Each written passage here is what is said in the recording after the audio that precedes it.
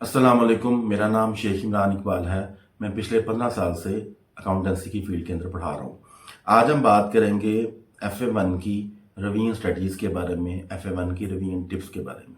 देखो, आपने अगर FA1 को टाइमली पास करना है तो आपको इसकी रिवीजन स्ट्रेटजीज के ऊपर अमल करना है, रिवीजन टिप्स के ऊपर अमल करना है, जो बताने जा रहा हूँ। देखो, कम से कम आपको 15 दिन पहले अपने सिलेबस से, अपनी तमाम प्रिपरेशन से फारग होना है। उसके बाद आपने आखिरी 15 दिन जो है वो सिर्फ और सिर्फ रिवीजन के लिए रखना है। कई बच्चे आखिरी 15 दिन में सिलेबस कवर कर रहे होते हैं कि वो पहली पहली दफ़ा किट कर रहे होते हैं। ये बड़ी रॉन्ग स्ट्रेटजी है।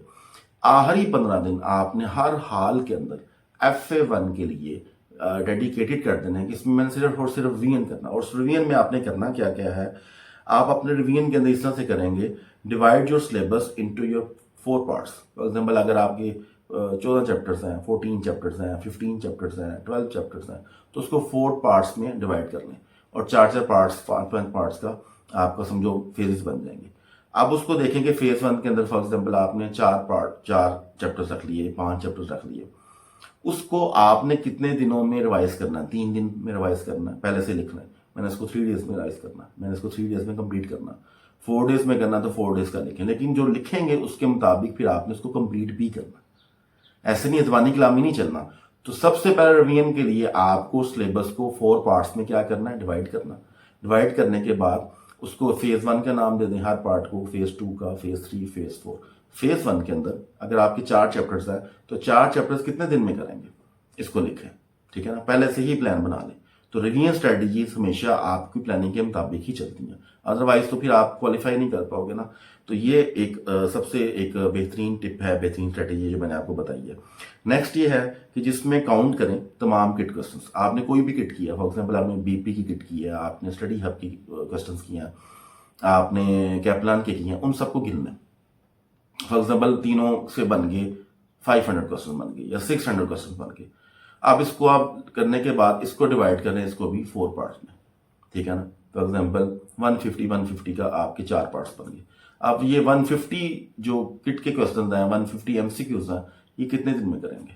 3 डेज में करेंगे तो लिखें 3 डेज में करेंगे। 2 डेज में कर सकते हैं, 2 डेज में कर लें।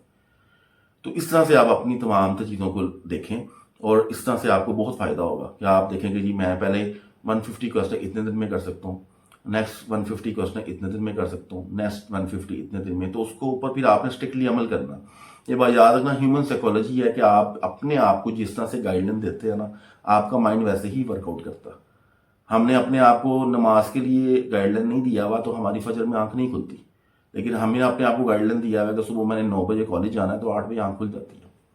या आपकी अपनी ह्यूमन साइकोलॉजी पे डिपेंड करता है कि आप उसको किस तरह से स्ट्रिक्टली गाइडलाइन देते हैं। तो जब आप इस तरह से अपने माइंड को गाइडलाइन देंगे कि मैंने इतने इतने ही टाइम के अंदर, इतने इतने फेज के अंदर मैंने इतने डेज में ये चीज़ कंप्लीट करनी है, तो डेफिनेटली आप देखेंगे वो कंप्लीट होगी।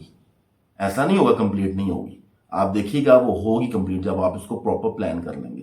तो ये दो मेन टिप्स हैं, मेन स्ट्रेटेजीज हैं जो मैंने आपको बताई हैं। उसके बाद इन रिवीजन के अंदर तमाम थ्योरी क्वेश्चंस को आप देख सकते हैं एक तरह। ये रिवीजन ऑल थ्योरी क्वेश्चंस का मतलब क्या?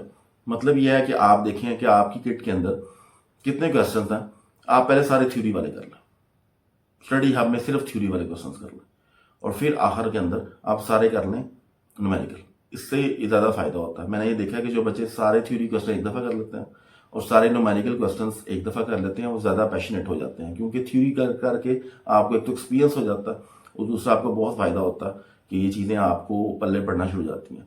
तो थ्योरी क्वेश्चन सारे एक दफ़ा रिवाइज कर और न्यूमेरिकल क्वेश्चन एक दफ़ा रिवाइज कर लें तो ज़्यादा बेस्ट रहता है। जो डिवीजन बताई थी ना मैंने आपको ऊपर, 150 क्वेश्चन ना, चाहे आप इस तरह से भी कर सकते हैं कि सारे 150 क्वेश्चन थ्योरी कर लें, फिर अगले 150 क्वेश्चन न्यूमेरिकल कर लें। इस तरह से आप डिवाइड कर सकते हैं।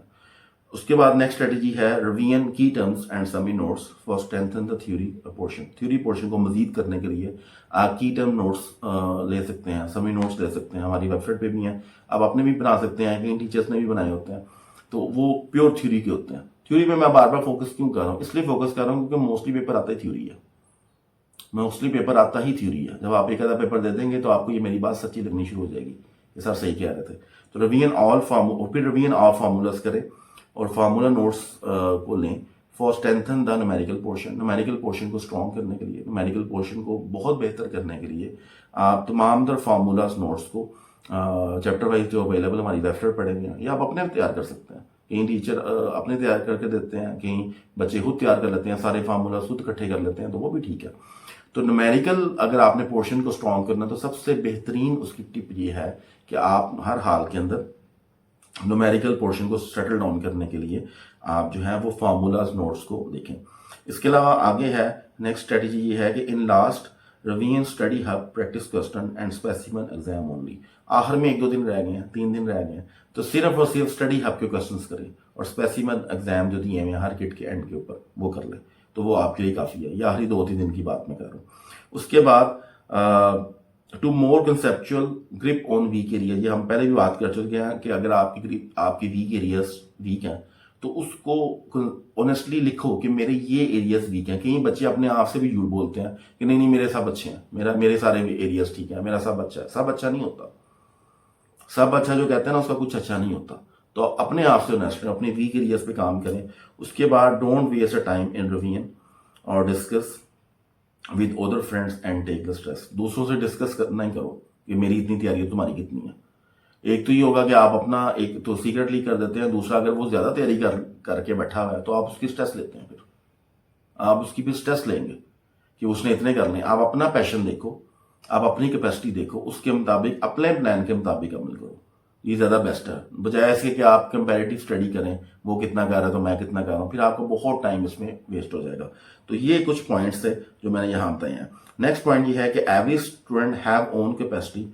हर स्टूडेंट की अपनी कैपेसिटी है और रेसिज्म का शिकार ना बने, ये मैंने पहले भी डिस्कस कर लिया। और उसके बाद है don't make the group study in revision. कई बच्चे कहते हैं आखिरी 10 दिन सारे मेरे घर आ जाओ, सब लोग मेरे घर आ जाए, ठीक है ना। तो ये फिर वो गप्पे शप्पे चल रही होती हैं, वो फिर पढ़ाई नहीं होती। तो आखिर में जो 10 से 15 दिन रिवीजन के आपने रखने हैं वहां पे आप ग्रुप स्टडी को अवॉइड करें। आप अपने जो घर में किसी को नहीं बुलाएं, आप अपनी सेल्फ स्टडी पे फोकस करें और किसी के घर भी ना जाएं, ताकि आप अपना फोकस होकर पढ़ें। टाइम इससे असल में ना ग्रुप स्टडी में बड़ा वेस्ट होता है। गप्पे लग रही हैं, मजाक लग रहे हैं, बातें हो रही हैं, करंट इश्यू पे बातें हो रही हैं, तो वो सारा टाइम वेस्टिंग एक प्रैक्टिस है। तो हमेशा इसके ऊपर फोकस करें। आगे है you can discuss doubts with your friends with in minimum time. अगर आपको बहुत जरूरत है कि मेरे ये डाउट क्लियर नहीं हो रहे तो फिर मिनिमम टाइम के अंदर, यानी अपना कुछ ऐसा टाइम सेट करें, चाहे फोन पे करें डिस्कस, चाहे कॉल पे करें डिस्कस, चाहे उसको अगर अपने घर बुलाना या उसके घर जाना है तो मिनिमम टाइम आधे घंटे में सारे मेरे डाउट्स यार क्लियर कर दो, मुझे बड़ी टेंशन है। अव्वल तो ये नहीं करो, अव्वल तो इस मसले को पहले ही सॉल्व करो।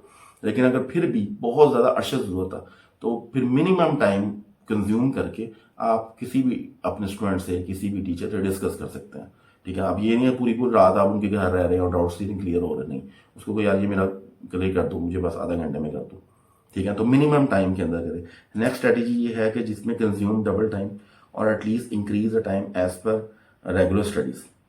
कंज्यूम करें अपने टाइम को हर हाल के अंदर ज़्यादा सेल्फ स्टडी के अंदर, बजाय इसके कि आप अपने लेक्चर्स के अंदर ज़्यादा टाइम लगा रहे हैं, वहाँ पे आप घूम रहे हैं, इंस्टीट्यूशन में फिर रहे हैं। तो अपनी सेल्फ स्टडी के ऊपर टाइम को ज़्यादा कंज्यूम करें as compare to any other thing. उम्मीद है आपको ये सारी रिवीजन स्ट्रेटजीज अच्छी लगेंगी। इन तमाम द स्ट्रेटजीज को आप एक जगह लिख भी सकते हैं, इस पर अमल भी कर सकते हैं, इस वीडियो को बार बार देख भी सकते हैं।